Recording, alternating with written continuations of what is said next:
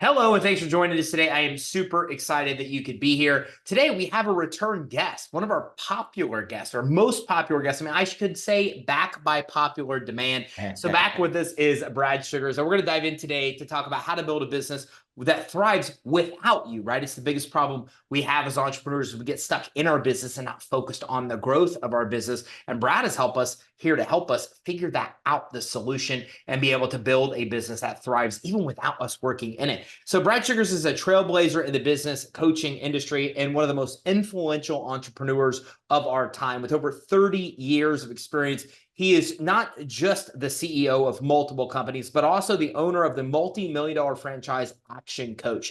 Now, he's also dedicated his career to helping entrepreneurs and business owners learn the essential strategies that are needed to create profitable enterprises that operate independently. Now, Brad's philosophy centers on the idea that success in business isn't about working harder. It's about working smarter through well-defined systems and action plans. Now, Brad's journey is a testament to the power of continuous learning and resilience, from saving his allowance as a teenager to attend a Jim Rohn seminar to becoming a globally recognized business coach. Brad's story is one of passion, determination, and an unwavering commitment to helping others achieve success. Now, he's written best-selling books, delivered inspiring keynotes, and coached thousands of business owners on not only how to survive the challenges of entrepreneurship, but also to thrive and enjoy the freedom that it actually brings. Now, as a devoted husband and father of 5, Brad emphasizes the importance of building a business that allows you to spend time on what truly matters, providing that a well-run business is one that works without you. Hey, Brad, thanks for coming back in. Hey, buddy, I'm very happy to be back. We had a lot of fun last time, and let's have some more fun today. Yeah, I think that sounds awesome, because I think that the topic we're talking about today is something that everybody wants to accomplish and very few do. So what does it truly mean to be able to operate a business from you seeing from your perspective, to do it independently without having to get stuck working in the business? You know, ultimately, what we're aiming to do in business is build a salable enterprise. I remember as a young man hearing Michael Gerber say the only reason to start a business is to sell it. And thinking, I don't want to sell my business. I love my business. I want to be able to. But then realizing that capitalization is, in fact, the key to wealth, being able to capitalize the growth. So if we look at it in real estate, if I live in the same home my entire life, then I've never capitalized and therefore scaled up, and never capitalized and scaled. And that's where most great investors do that. If we look at, say, a simple example in our world today, Elon Musk, only because he capitalized the first company was he able to have the wealth to create the next 3 companies type thing. And so what I think a lot of business people do in the beginning is we start a business to replace our income, or to create a cash flow, or to create a level of revenue that allows us to live the life that we want to live. And eventually what we work out, though, is that it's the capital value of the business that really brings in that level of wealth and that level. So if I could be a little blunt about this, Ty, there's no use taking all of that risk and doing all of that work to create something to only have to shut it down. See, every one of us is going to have to exit our business at some point. You will exit your business. The question is it a paid for, planned exit that's a great exit, or is it a had to shut it down, got sick, got too old, no one wanted to take it over, couldn't sell it type exit?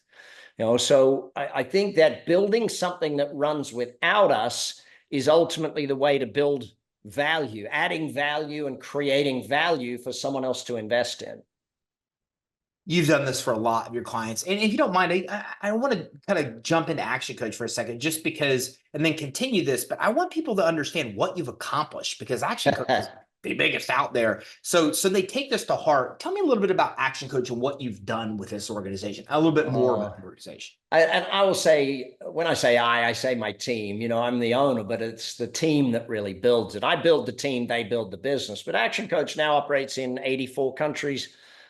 Just under 1,100 offices, thousands of coaches, tens of thousands of business owners that we coach on a week-to-week basis, hundreds of millions in revenue, and we've been doing it for 31 years, so we we break a lot of the molds. We started an industry and we keep building it. You know, I see us not just as guardians of the company, but guardians of the profession of business coaching and making sure that it is where it needs to go.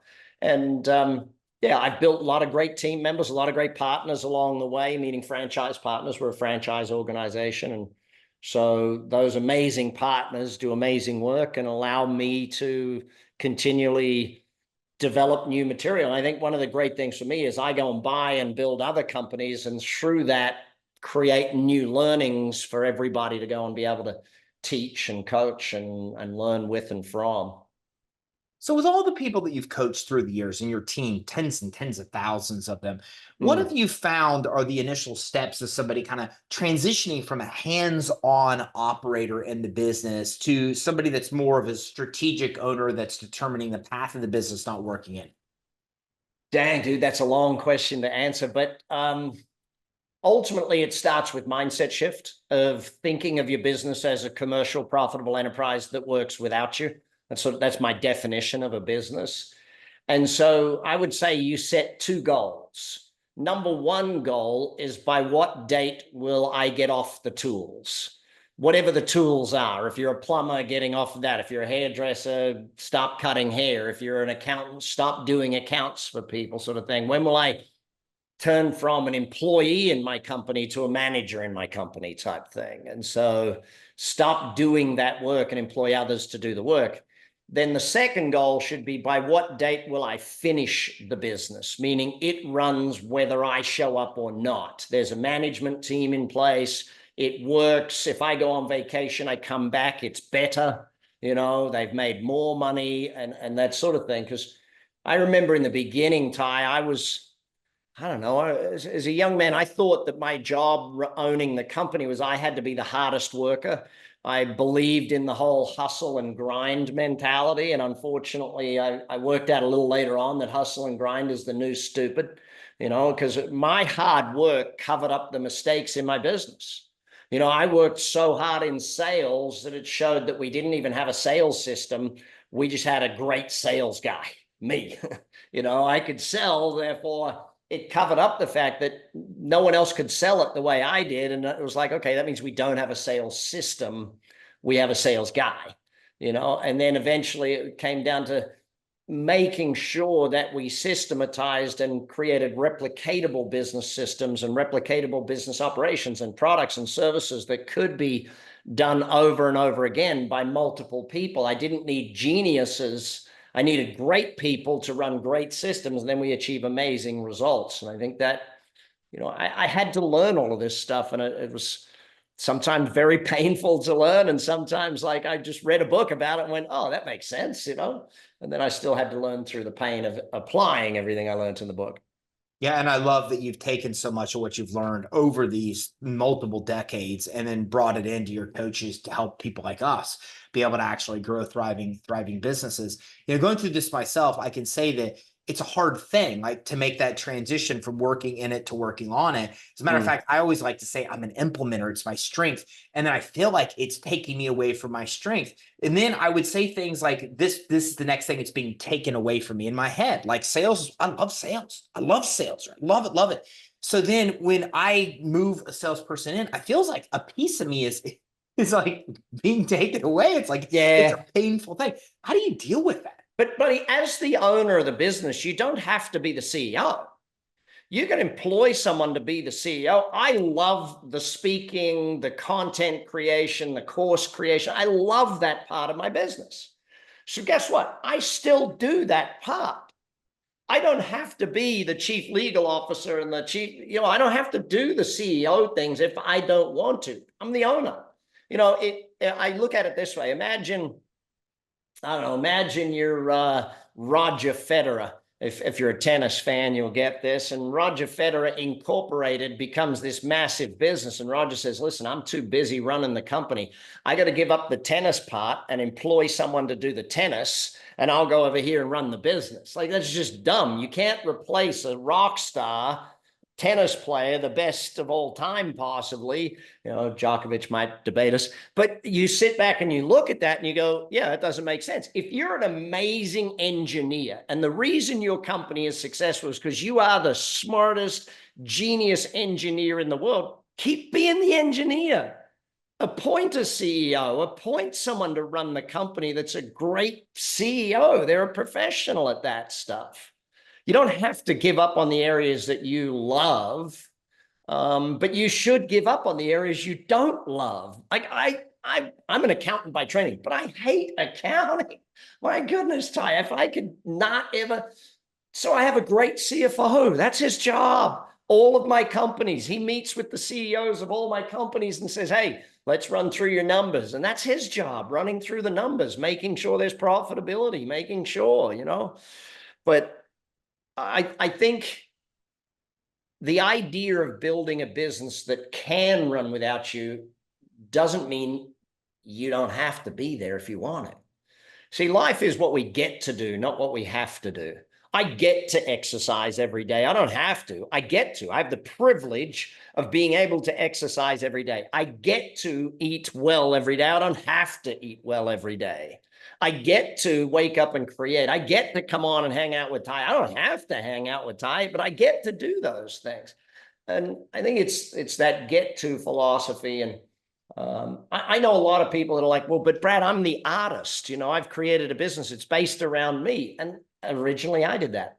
Dang, Ty, first few years of my company, I was doing 200 plus events a year, traveling the world in hotels, 200 nights a year. There was no balance to my life. There was just straight up. And I loved it. Loved being on stage. But after a couple of years of it, I'm like, how many years can I keep this up? You know, I got to build something different. I love the philosophy of taking what you love and continue to do it, and take the stuff you're not great at and don't want to do and moving that outside. You talked a lot about systems and processes as well. You know, our company's been here over 10 years, since celebrated that like in July, our 10-year anniversary. So and for me, system processes for you, it's just kind of natural. Like when we build something, we automatically think about that next step. A lot of entrepreneurs don't think that way. They're not there yet. So like, what are the key systems and processes that somebody's just trying to get this on and step out of working in the business? What are some of the key processes and systems that they should be thinking about? I'll go back to a lesson I got from a guy by the name of Mike Bash. Mike was one of the founding vice presidents of Federal Express. And he says, you know, 80% of tasks in a business are routine. So systematize the routine and humanize the exceptions. So when you make a list of every routine task in the company, and some of them will be hourly tasks, some of them will be daily, weekly, monthly, quarterly, annually, start with the hourly, systematize those. And when I say systematize, first thing to do is just create a checklist. You know, it's like, you know, you get on a plane. Think of that, Ty. You get on an airplane. How often do you want the pilot to do the pre-flight checklist on your flights? 100% of the time. Correct. How often do you want them to do the pre-landing checklist? 100% of the time. How come? You like them to succeed 100% of the time. Now, if your staff aren't succeeding 100% of the time, generally it's because there's no checklist. There's no consistency factor. And that discipline, if we look at great companies, discipline is a massive part of great companies. And the checklist is the discipline. That starts that. So you start systematizing with checklists, and then you develop stronger systems, documentation. I like videos as systems more than anything, Ty. I love creating video systems because I think that, like in my restaurant, chef videos himself making the whole thing. Yes, the recipe's written out. Yes, it's all there. Yes, that. But when he makes a video showing exactly how he stirs it, exactly how he flips the burger, exactly how it should be plated, exactly how it should look, you've created a systemic methodology or a systemic approach. And so that discipline leads to consistency, and consistency leads to repeat customers because they know what they're going to get and they know how they're going to get it. But then eventually you got to go to technology. If you want to scale a business, you got to go to technology with your systems. So yeah, important aspects. And how do you do that? How do you think is the best path to start determining what gets delegated, what gets automated, what you should be handling? We've talked about what you like to do, but especially on the delegation automation part, how do you start figuring out which path you go? Yeah, dude, that's a great question because you know it's different in different scenarios. And in this world, when I wrote my not latest, second latest book, Pulling Profits Out of a Hat, we looked at scaling companies. And one of the things that great scale companies do today is they reduce the human involvement in things to as little as possible. You know, if we just look at things like Uber, all Uber did was take the humans out of getting a taxi. You know, like, I don't know if anyone's old enough on this thing to remember calling for a taxi, but you'd call, that person would answer, they'd go to the dispatcher, they would call out, then, you know, with Uber, all we do is press the buttons. And so as you can remove humans, and especially from the sales process, and we can dive into that in a little bit if you want, but as we start to reduce the human involvement and therefore increase productivity of the humans, it's not to remove humans, it's to increase productivity. And in today's world where it's harder and harder and harder to get great people and harder to get local people, it really comes down to that question. Now, how do you decide whether it's a process or whether it's people? Is it routine enough that it needs to be processed? Is it routine enough that it should be processed? If it happens once a year, humanize that thing, train your people, train them well, get them, you know, great, give them, empower them to do that thing. And I do like the word delegation. And I always like to remind people that abdication is not delegation. You know, giving people, if you want to truly delegate, you got to give them training, you got to give them a system, and you got to give them a measure. If there's no training, no system, and no measure, it is abdication. It's just throwing someone in the deep end and hoping they swim. It makes a lot of sense. You know, it's interesting you say that because when you take the peel of the process, I read something the other day, maybe completely inappropriate for the podcast. I might just say that, fair warning. But this guy has an OnlyFans account and he uses an AI model as the person and an AI chat. He makes like $30,000 a month, and it's not even him. It's completely done by AI. I mean, you talk about taking the person out of the business. Like that's what it's coming to. Well, I'll give you an example. Last night I went to the baseball with one of my clients from Scotland, and Jerry, when he first came to me several years back, he had a big construction business and building homes, but it was like one-off luxury, massive homes sort of thing. And I'm like, he's saying, how do I scale this? And while we're doing it, and while we're going through, because I run once a year, I invite 10 companies to Vegas and I help them build $1 billion business plan. And while we're going through it all, he says, and I got this other business on the side. It's a little thing. We put containers on lots and we use them as storage facilities. Anyway, long story short, Jerry's original business model was very much built around very high human content. The actual business model was built around amazing architects, amazing builders. Like it was built that way. And I looked at this other model and I said, okay, what type of people do we need in there? Low skill, they don't need to be super smart. It's fully systematized. You know what I mean? And so your actual business, the product, the service, you can look at it and go, yeah, we are way too human dependent in this business. And sometimes we've got to go the other way. And where Jerry was bragging to me last night that he's got all of these sites, he's now franchising it across the world. And he says, you know, my involvement has zero to do with any day-to-day ever. All I'm involved in is cutting deals to buy more land around the world to put more sites on. He said, I don't even have to. And I think sometimes we've got to go back to the basis of the business and look at the business strategy and ask ourselves, is the strategy designed to make me work harder as I get bigger? When you look at scalability, my definition of scalability is that the next sale costs less and is easier. And in most cases, it's the opposite. Most people, their business gets harder as it gets bigger, and we've got to change the strategy if that's the case. How about leadership in this? How does that play a crucial role? Because I found it's a difficult transition, right? I'm a loner. That's why I started a business. I like to do things my own way. I don't like to be told what to do. And then you have to go through this transformation of becoming a really good leader that people want to follow. So how crucial of a role is leadership in developing that skill set in this process? Yeah, well, let's break that back down because it's not just leadership. It is leadership and it is management. Somewhere in the 90s, Ricardo Semler wrote the book called Maverick, and the world said, oh, you don't want to be a manager. You want to be a leader. Don't micromanage people. Listen, I got 5 kids. When those kids are born, you got to micromanage them. You know why? Otherwise they die. When you hire a brand new employee, if you don't micromanage them, you know what happens? They die, as an employee type thing. And so management is two things. And at Action Coach, we run 12-week training programs to create managers and 12-week training programs to create leaders. It takes that long, but it's not like 12 full weeks. It's an hour a week sort of thing.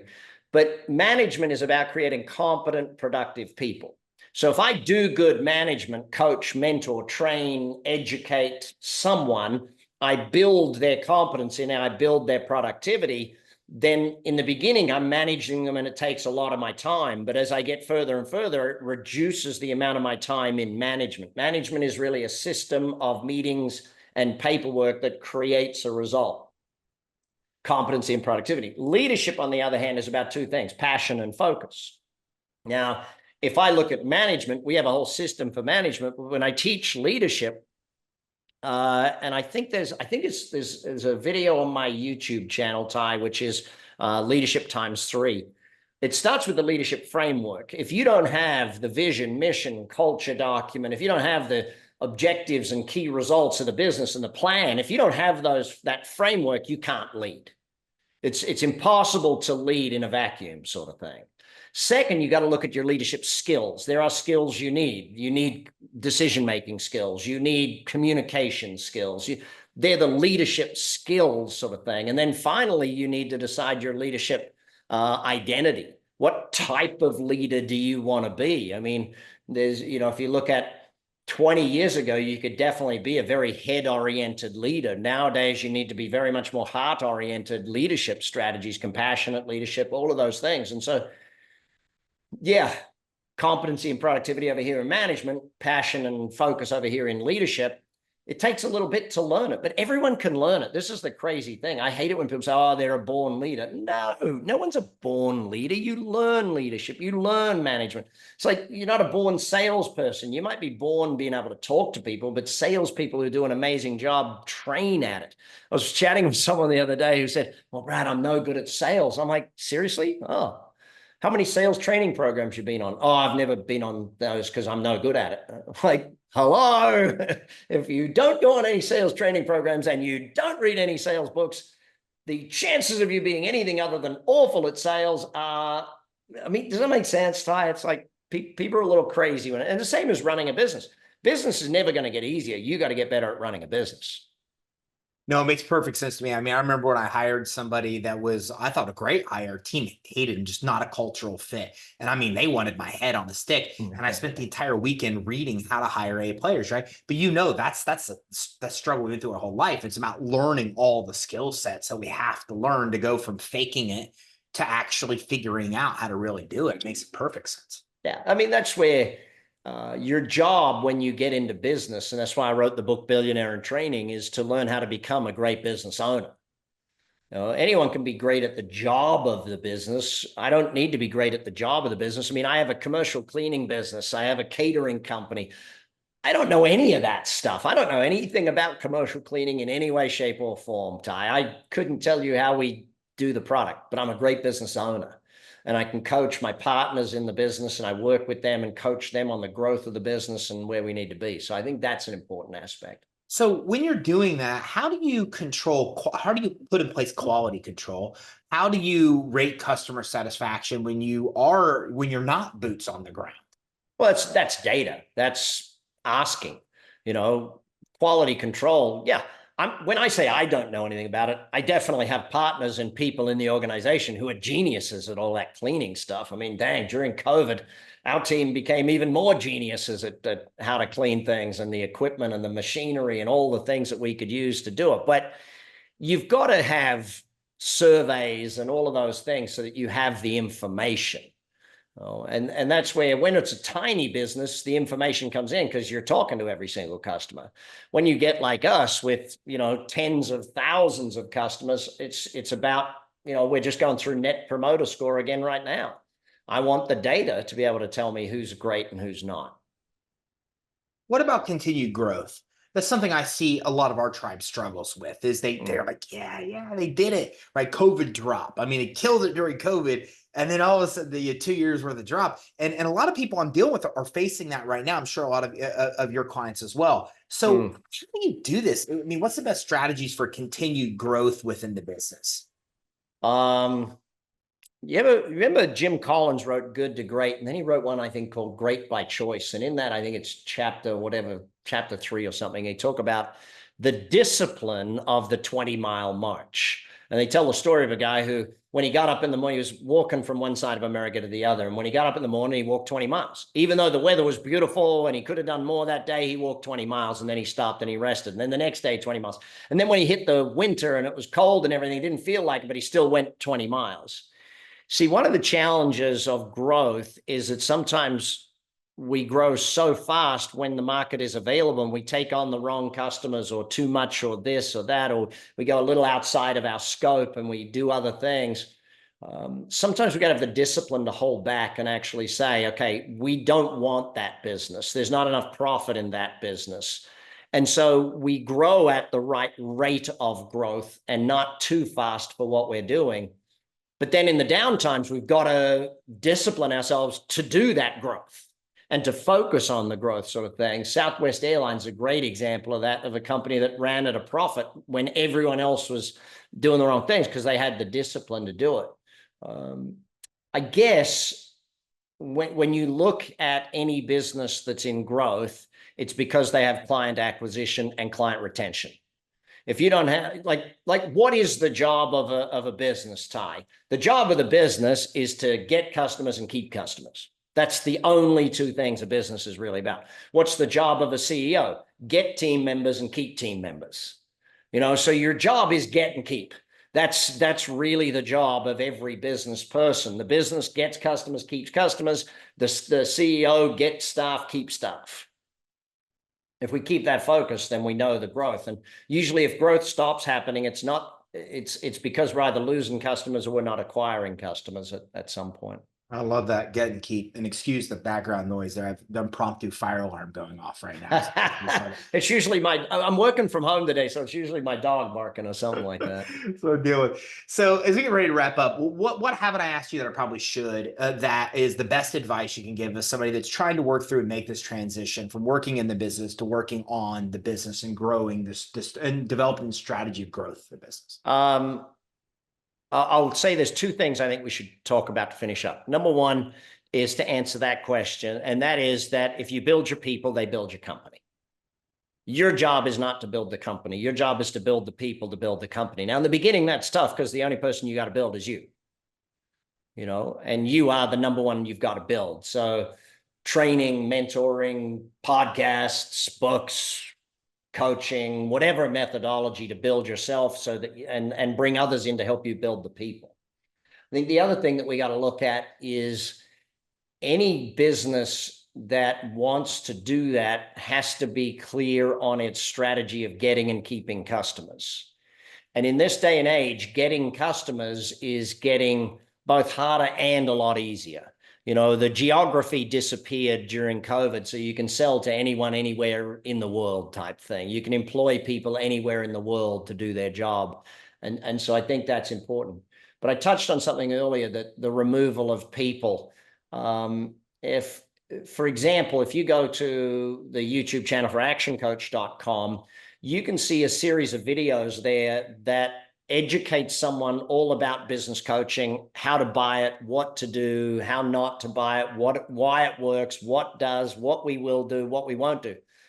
People in today's world, I'll give 3 statistics, Ty, if I can finish out with these. Number one statistic, the average person wants to be 60 to 80%, around 70% already sold before they connect with a salesperson. They want to have done all their research. Google did a thing called 7-11-4, their ZMOT study, which is 7 hours of research in 11 different touch points and in 4 different places. So I want to go to your YouTube channel. I want to go and check you out on Facebook. I want to watch your videos on your website, and I want to meet in person type thing. And people want about 7 hours of research before they make a buying decision. 11 touch points, meaning I want consistency of touches. there's a HubSpot that sends me emails, and then I go to a webinar, or then, I'm doing my research. And finally, 4 different places, meaning that meeting in person is not the only way. I also want to see things on video. I also want to read articles or read an ebook, that sort of thing. The second thing is about 40% of people don't even want to deal with a salesperson anymore. They want to be able to buy. So if you can automate the buying process where someone can just literally click a button, you think about it with cars today. 20 years ago, you went and did test drives at 3 different places. It took you an entire day. Today, you get online, you build your car on the website, you press go, and it buys the car. People want that method. I think Amazon has trained us in that level of thinking. And final stat that I think is really important, that came out of Cambridge University recently, is that 1 hour of face-to-face is worth 5 hours of Zoom time. So getting face-to-face is still massively a part of every process of bringing customers on board. But you want to grow a business, you want to scale a business, you got to have a customer acquisition system, and you got to have a customer retention system. And that way you can pay for the great people. Phenomenal advice. I mean, potentially probably one of the best interviews, if not the best interview we've ever done here on the show, Brad. And I appreciate you coming on. We can do another one and just spend it on marketing if you want, buddy. I love it. I own 2 marketing agencies, so I kind of love that subject. And I'd love to. I'm going to get with Sarah, and I'll get it scheduled so we can actually bring you back on to talk marketing. I'd love to do that. What is where should everybody go right now? What should they do? Because I always say that knowledge doesn't mean anything unless you take action. So what action should they take to be able to dive in? Let me give everybody a session with one of our coaches. So the Brad Sugars coaching team are right there. I'll give everyone a link, and I'll give it to you, Ty, and put in the show notes that click the link. Pick 5 areas you want help with, whether it's business help or life areas or wealth creation. Pick 5 areas you want help with, and have a session with one of my coaches, and they'll take you through and, ask you questions and give you some thoughts and ideas to get to act on. And then if there's any of our programs or stuff that we can do to help someone, fantastic, come look, or jump on my YouTube. There's a billion videos on my YouTube, buddy. So, or actioncoach.com or bradsugars.com. It's really hard to find me. You go to this thing called Google. Thanks again, Brad, for coming in today. Thank you, buddy. Keep doing the great work you do. Thank you. So listen, if you're watching this, there's so much good information. I mean, we covered so many things. I absolutely love it's about getting and keeping. I absolutely love that you've got to build the people who build the company. There's just so many nuggets here that I think are of value. But this is of somebody that has done something that a lot of you probably would want to do and accomplish, even a fraction of the level that he's got to. He's got there, and he's given you the actual advice on how to get there. But here's the best thing. He's passed on his teachings to his team, and his team is now out there, and this is what they do. They literally take business owners like you and I, and they walk us through not just a transition of working in the business to working on the business, but to actually grow thriving businesses. I mean, he's getting people together to build billion-dollar businesses, So this is the kind of level of growth you can go to if you have the right mentors, the right coaches that can help you get there. So here's what you should do. There's 2 things you should do. First of all, go to bradsugars.com. Brad has a lot of really cool training, a lot of information on his website you could check out. I'm going to put a link for the free coaching session on the show resources page as well. And also make sure you go to actioncoach.com. Learn about Action Coach.